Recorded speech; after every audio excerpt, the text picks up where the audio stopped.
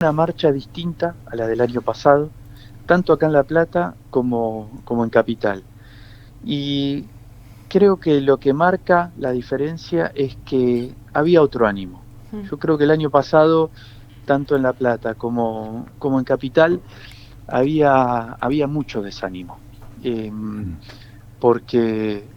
porque había ganado un gobierno fascista, digamos, Mm. lisa y llanamente, donde ya desde su campaña eh, estaban haciendo apología de esta última dictadura cívico-militar, con una narrativa negacionista y en muchos casos reivindicadora de lo que fue esta última dictadura, nombrando a los crímenes de lesa humanidad como excesos, eh, y poniendo en tela de juicio una vez más lo que fueron estos crímenes, ¿no? Mm. Eh, entonces, yo lo que vi este año fue, primero, mucha más gente, como vos bien decís, en las dos marchas, en la marcha de Capital, porque fue una marcha de unidad también, pero además noto que el pueblo está empezando a levantar la voz, Mm. a pesar de que este es un gobierno que reprime, no solamente en las calles y de manera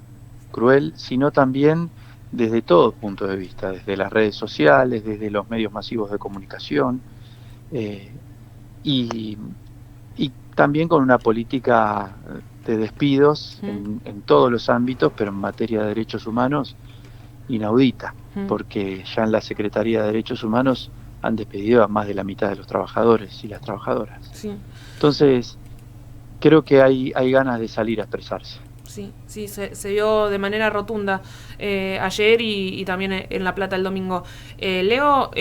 asumiste hace muy poquito como nuevo subsecretario de Derechos Humanos. ¿Qué te significa a vos esa elección y qué desafíos tenés por delante? Por ejemplo, ¿qué líneas de trabajo te has propuesto en conjunto con el equipo que seguramente te rodea?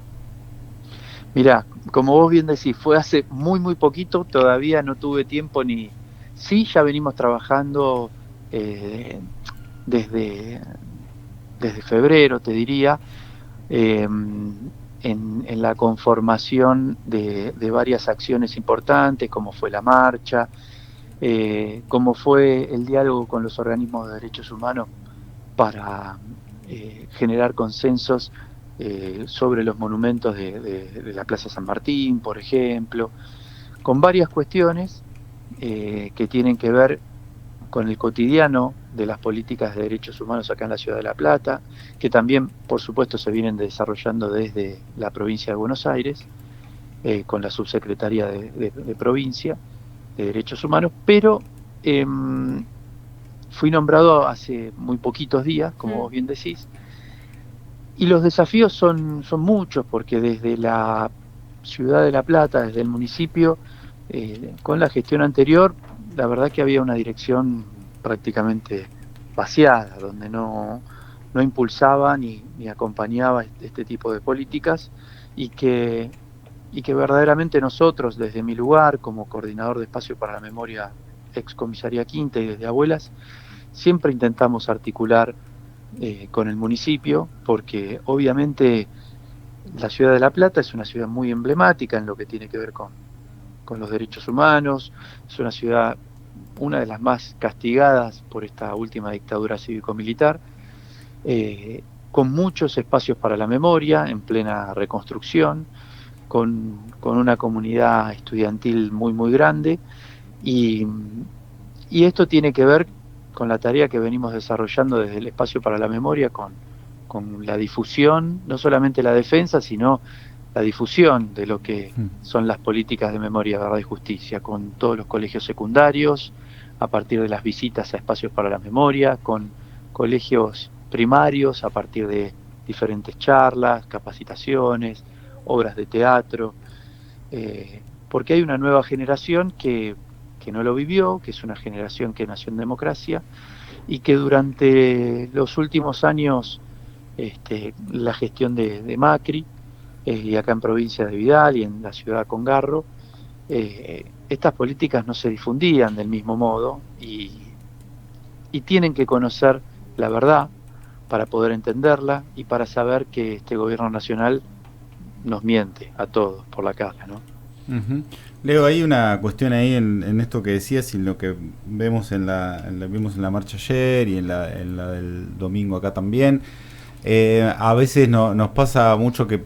por ahí, no sé yo, en un momento era muy complejo el tema, que yo me recuerdo los 90 y todo eso, que también proponer ciertas cuestiones era más difícil, o era difícil, y después empezó a haber ya políticas de Estado que obviamente encaraban el tema de los derechos humanos con más seriedad, y ahora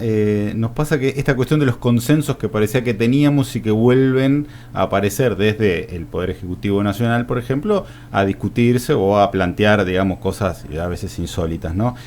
¿Cómo se trabaja eso también en esto que vos decís de la formación? Porque ahora estamos en un escenario donde, bueno, desde el Ejecutivo están planteando cosas, y desde algunos medios de comunicación también, que eran discusiones que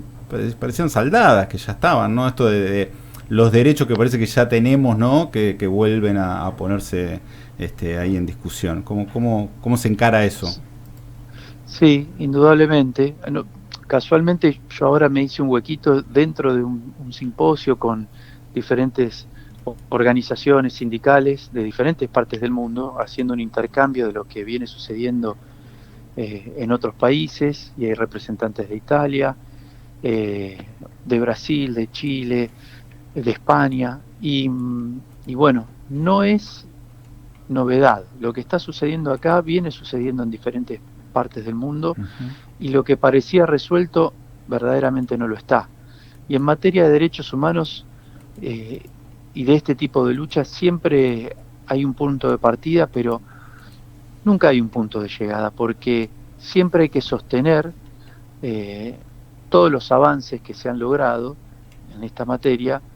para que no tengan retrocesos. Y en la medida que vienen gobiernos de derecha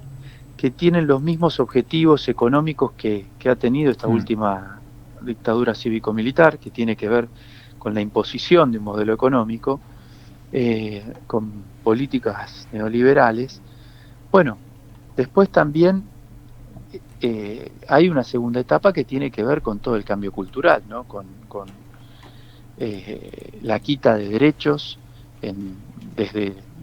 todo punto de vista, de los trabajadores, de los jubilados, de las mujeres, y los derechos humanos están inmersos en estas mismas líneas. Entonces,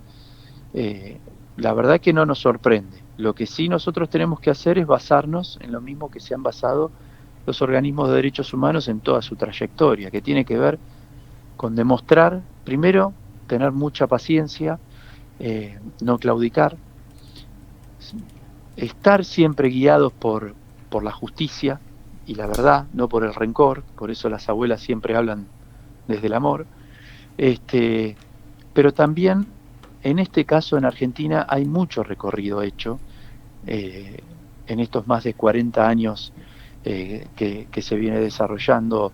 la vuelta de la democracia, y que tiene que ver con los juicios que se han desarrollado, sí, y que han demostrado que todos estos crímenes de lesa humanidad no han sido excesos, que los secuestros, las torturas, las violaciones, los robos de bebés, los robos de empresas o de viviendas, haciéndole firmar a las familias con una pistola en la cabeza, no tienen que ver con excesos, sino que tienen que ver con crímenes de lesa humanidad que todavía aún hoy siguen vigentes, porque estamos a 49 años de instaurada esta última dictadura cívico-militar, pero todavía hay juicios que siguen vigentes, juicios por iniciar, todavía hay más de 300 nietos y nietas por encontrar, así que todavía hay mucho por hacer, y sobre todo mucho por contar y difundir para que esto no vuelva a suceder, fortaleciendo lo que es nuestra democracia argentina, que es el proceso democrático más largo de nuestra historia, pero que es una democracia muy joven y que este tipo de gobiernos la vuelve a poner en peligro. Entonces, por eso es tan importante volver a hablar de todo esto. Y Leo, qué desafío fuerte e importante, ¿no? En este contexto, saber que bueno, hay que afrontar una gestión con los recursos que existen, ¿no? Y el gobierno cada vez más reticente a otorgarle presupuesto o brindar ayuda económica a los espacios de difusión de los derechos humanos y también de búsqueda y de tratar de que esos espacios y que esos centros se mantengan, ¿no?, en pie. Porque yo escuchaba muchos testimonios que hablaban de eso, ¿no?, de que cada vez el financiamiento de parte del Estado Nacional es menor y cada vez es más complejo llevar adelante las tareas, ¿no?, que se venían realizando en ese sentido. Es muy, muy difícil porque bueno, estos espacios fueron generados a partir de políticas de Estado, donde a partir de diferentes leyes provinciales, nacionales, los estados están obligados a sostenerlos y a promoverlos. Y el Estado Nacional se está retirando de esa tarea, como les decía antes, con un nivel de despidos prácticamente del 50% de la planta de trabajadores y trabajadoras de la Secretaría de Derechos Humanos. Y del mismo modo, ahí está incluido todos los espacios para la memoria a lo largo y a lo ancho del país. En muchos espacios para la memoria han dejado un solo trabajador. Entonces, verdaderamente los están sosteniendo los familiares, los sobrevivientes, los organismos de derechos humanos, y en muchos casos, como es acá en la ciudad de La Plata, la provincia de Buenos Aires y el municipio. Entonces, de donde se está retirando el Estado Nacional, bueno, nosotros acá tenemos un Estado provincial y municipal presente que quiere sostener estas políticas y quiere profundizarlas. Pero es un momento difícil. Sí. Leo, antes de dejarte volver a la reunión en la que te hiciste un impasse para poder hablar con nosotros, y te lo agradecemos mucho, respecto a esto, destacar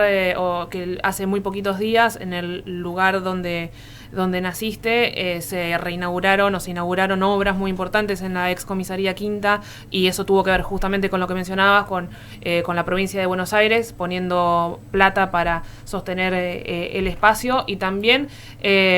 mencionar esto que pasó entre tanta noticia, pasó bastante desapercibido, ya no me acuerdo si hace este año o el año pasado, retirándole fondos a la CONADI, que es importantísimo en la búsqueda de los nietos que faltan, recuperar su identidad, y que la provincia justamente también salió algo que es una atribución o tendría que ser algo garantizado por el Estado Nacional. La provincia de Buenos Aires puso ahí recursos para que se pueda continuar con la lucha de abuelas.